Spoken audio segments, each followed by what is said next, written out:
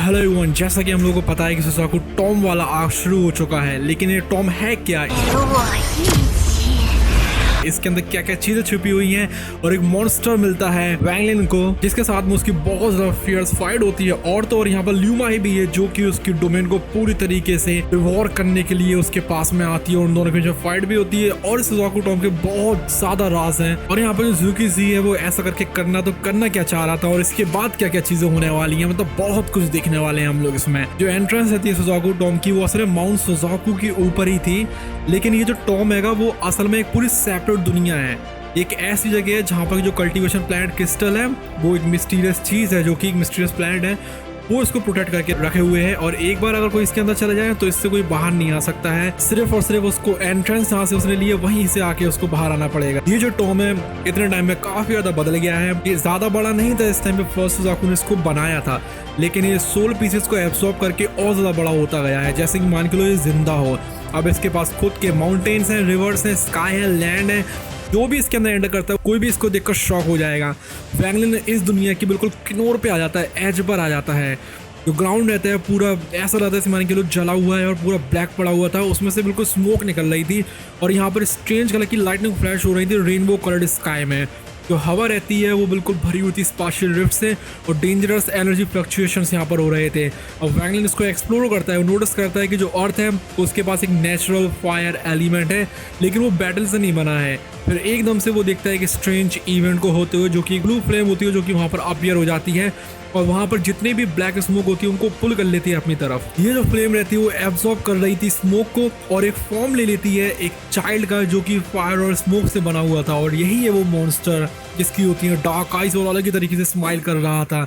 ये जो flame child रहता है, इसका नाम लोग फ्लेम चाइल्ड बोल सकते हैं, क्योंकि फ्लेम से बना हुआ है एक तरीके से। तो यहाँ पर वो खेलना चाह रहा था वैंगलिन के साथ में, इसलिए वो उसके रास्ते को रोक देता है। वैंगलिन सोचता है कि इसको इग्नोर कर दे, लेकिन जो चाइल्ड रहता है वो यहाँ से जाने के लिए तैयार ही नहीं था। और वैंगलिन जिस टाइम पे उसके ऊपर अटैक करता है अपने सेलेस्टियल स्वॉर्ड से, जो ब्लू फ्लेम्स रहती हैं वो क्रैक करने लगती है, लेकिन वो उसको बिल्कुल भी डिस्ट्रॉय नहीं कर पाती हैं। ब्लैक स्मोक रहती है एकदम से फिर सील कर देती है उस क्रैक को, और जो चाइल्ड रहता है वहां से बाहर निकले आता है। वैंगलिन को समझ में आता है कि ये जो क्रिएचर है वो कोई नॉर्मल फायर स्पिरिट नहीं है, क्योंकि इसको तो बिल्कुल भी हर्ट ही नहीं हुआ है, बल्कि उससे भी ज्यादा बेकार है। क्योंकि यहाँ पर जो अर्थ है वो खुद में खुद मूव करना शुरू करने लगी थी, जैसे कि मान के लो एक लहर की तरह उसको पकड़ रही हो, और उस पावर का मालिक चाइल्ड जो कि उसको पूरा कंट्रोल कर रहा है। जिस टाइम पे वैंगलिन एक स्ट्रॉन्गर सॉर्ड अटैक को करता है, जिसमें कि सेलेस्टियल एनर्जी भरी हुई थी, जो अर्थ रहती है तो शैटर हो जाती है। लेकिन वो नोटिस करता है कुछ स्ट्रेंज, हर एक जो कण रहता है अर्थ का वो ऐसा महसूस हो रहा था मान के लो उसके अंदर कोई सोल हो। हालांकि उसने पूरे ग्राउंड को शैटर कर दिया था, लेकिन वो फिर से रिफॉर्म हो गया, फिर से वो बन जाता है। जो चाइल्ड रहता है वो मरा हुआ नहीं था, लेकिन वो बहुत ज्यादा दुखी लग रहा था। इस टाइम में वैंगलिन वहां से चला जाता है। वैंगलिन को समझ में आ गई थी कि ये जो चाइल्ड है और ये जो लैंड है पूरे के पूरे सोल फ्रैगमेंट से बने हुए हैं, कोई एलिमेंटल पावर अकेली नहीं है यहाँ पर। उसको रियलाइज होता है कि यहाँ पर कुछ बहुत मिस्टीरियस और डेंजरस है, जो कि इस सुसाकू टॉम के अंदर है, जो कि उसने अभी जिसका सामना करा है उससे भी बहुत ज्यादा खतरनाक है।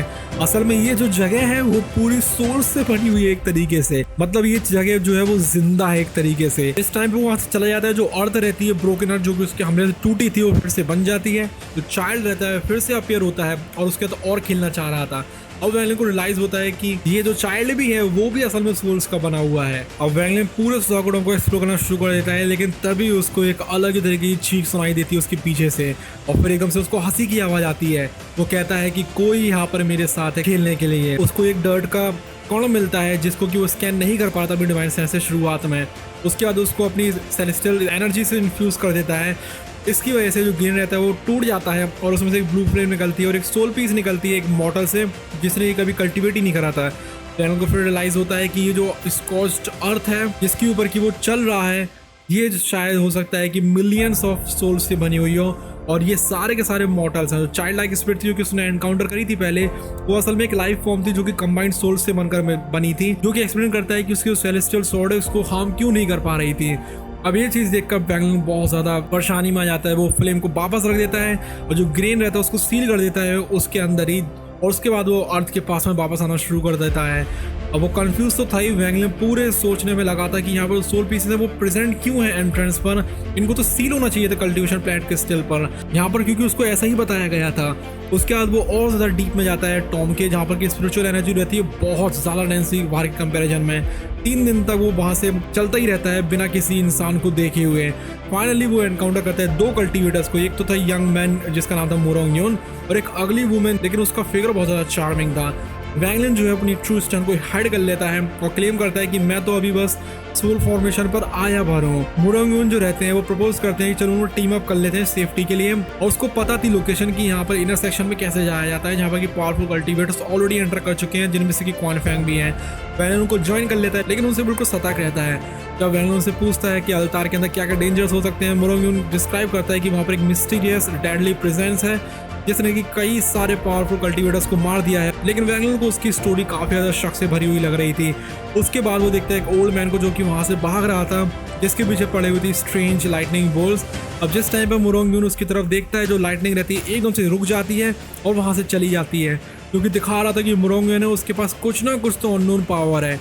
ये जो ओल्ड मैन रिकॉग्नाइज कर लेता है वैंगलिन को सैंग न्यू की तरह, और उससे वो थैंक्स कहता है और एज्यूम करता है कि उसने उसको बचाया है।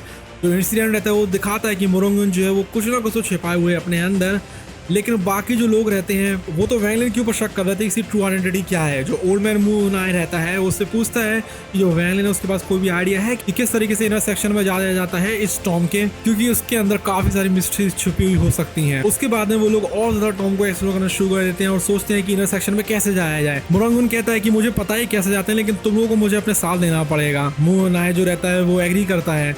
मोरोंग यून पूरे रास्ते पर चलता रहता है और उनको डेंजर्स के लिए वार्न करता रहता है। उसने काफी सारे पावरफुल कल्टीवेटर्स को देखा था फॉरसेकन इमॉर्टल क्लैन के मरते हुए मिस्टीरियसली अल्तार के पास में, लेकिन वो जो पहला वाला रहता है जो कि एंटर करा था उसके अलावा। अब लोग इस लोकेशन की तरफ जाते रहते हैं। म्यू नाय डिसाइड करता है कि उनको और ज्यादा फास्ट जाना चाहिए। वो मोरोंग यून को पकड़ता है, वैंगलिन को कहता है कि जल्दी से इस अगली वुमेन को पकड़ो जो कि उनके साथ में चल रही थी, और वो लड़की उसको वार्न करती है कि मोरोंग यून से बिल्कुल केयरफुल रहना वैंगलिन। उसके बाद वो 3 दिनों तक चलते रहते हैं। एक माउंटेन रेंज के पास में पहुंचते हैं जो कि काले बादलों से घिरी हुई थी। मोरोंग यून डायरेक्ट करता है उनको माउंटेन पीक की तरफ, जहाँ पर कि एक लार्ज बड़ा सा अल्तार होता है टॉप पर। जो एरिया रहता है वो कुछ अलग ही अजीब सा लग रहा था देखने में, जहाँ पर कि सूखा हुआ खून भरा हुआ था और भूत जैसी आवाजें आ रही थी, और एक वहाँ पर अलग ही तरीके का फॉग था जो कि बहुत डरावना था। कुछ ऐसा लग रहा था जैसे कि मान के लोग बहुत अजीब सा हो यहाँ पर। ये जो अल्तार रहता है जैसा कि सीतू ने बताया था उससे तो मैच नहीं कर रहा था, ये तो एक वैली होनी चाहिए थी ना कि कोई पीक। म्यू नाय क्वेश्चन करता है मोरोंग यून से और फिर उसका सोल सर्च का इस्तेमाल करता है जिससे कि उसकी मेमोरीज को चेक कर सके। उसको कोई भी झूठ देखने को नहीं मिलता है यहाँ पर, इसलिए वो सोचता है कि हम लोग को आगे बढ़ना चाहिए। वो एंटर करता है अल्तार पर, वैनिश हो जाता है। वैंगलिन पीछे की तरफ रह जाता है और एकदम से एक स्पेल को डालता है मोरोंग यून के ऊपर।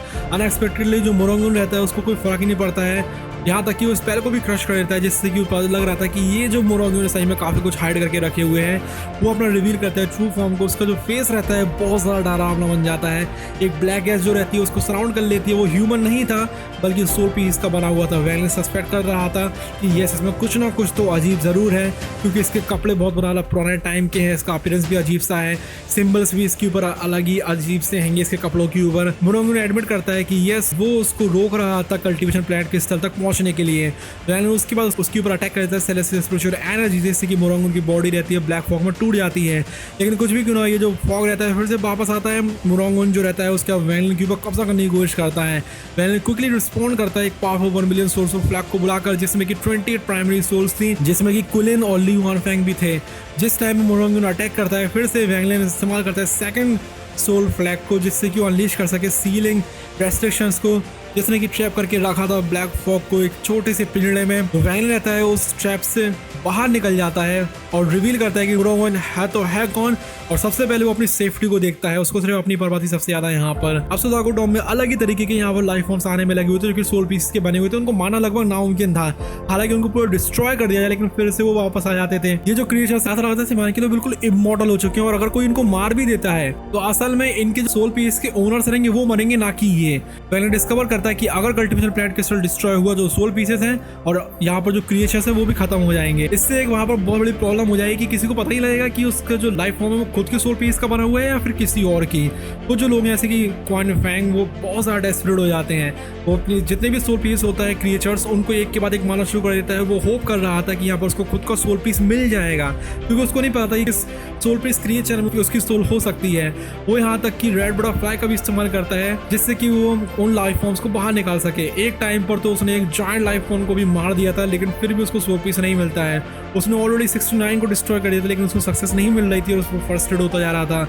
उसी दौरान आउटर सेक्शन में वैंगलिन ने ट्रैप करके रखा था मुरोंग यून को, जो कि एक सोल पीस लाइफ फॉर्म है उस मैजिकल सीलिंग स्फीयर के अंदर, जो कि रेस्ट्रिक्शन से बना हुआ है। वैंगलिन का आइडिया था कि वो यहाँ पर सोल फ्रैगमेंट को पूरा परमानेंटली सील कर देगा, जिससे कि कोई और जो लाइफ फॉर्म है वो यहाँ पर रिफॉर्म नहीं हो पाएगी, और यहाँ पे टाइम है वो धीमे धीमे इन सबको खत्म कर देगा। एक बार इनका ओरिजिनल ओनर्स जो रहते हैं सोल पीस के वो मर जाएंगे बूढ़े होने की वजह से, और लाइफ फॉर्म है वो भी खुद के खुद खत्म हो जाएंगे। मुरोंग यहाँ पर पैनिक करने लगता है और यहाँ पर सोचता है कि यहाँ पर किसी भी तरीके से विलन को मना ले। वो रिवील करता है कि यहाँ पर कोई पावरफुल बीइंग है, जैसे किंग है इनर सेक्शन का, वही स्पेसिफिक सोल पीस को निकाल सकता है कल्टिवेशन प्लांट क्रिस्टल से। वो उसको डायरेक्शंस भी देता है वैलन को कि तुम्हें ईस्ट की तरफ जाना चाहिए, जो कि एक जगह है जहाँ पर कि 9 माउंटेन्स हैं और वाइट फॉग है, जहाँ पर कि जो किंग है वो रावाइन में लोकेटेड है। वैंगलिन उसके बाद सील कर देता है मुरोंग उनको अंडरग्राउंड और वहाँ से चला जाता है। अब वो फोकस था पूरी तरीके से इनर सेक्शन में पहुंचने के लिए। उसके बाद वो आता है एक वैली के पास में जहाँ पर कि एक अल्तार था, जो कि बिल्कुल सेम टू सेम था जो कि उसने पहले देखा था।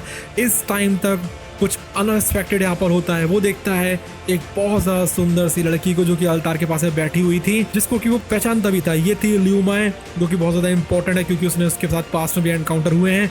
वैलन के एक्सप्रेशन बहुत ज़्यादा कोल्ड हो जाते हैं। इस टाइम पे उसकी तरफ देखता है, वो बिल्कुल सरप्राइज था कि यहाँ पर वो क्यों आ गई है। तो यस, अब होने वाली है वैंगलिन वर्सेस ल्यू माए, जो कि हम लोग देखेंगे अगली वाली वीडियो में। उसके लिए कर लीजिए सब्सक्राइब।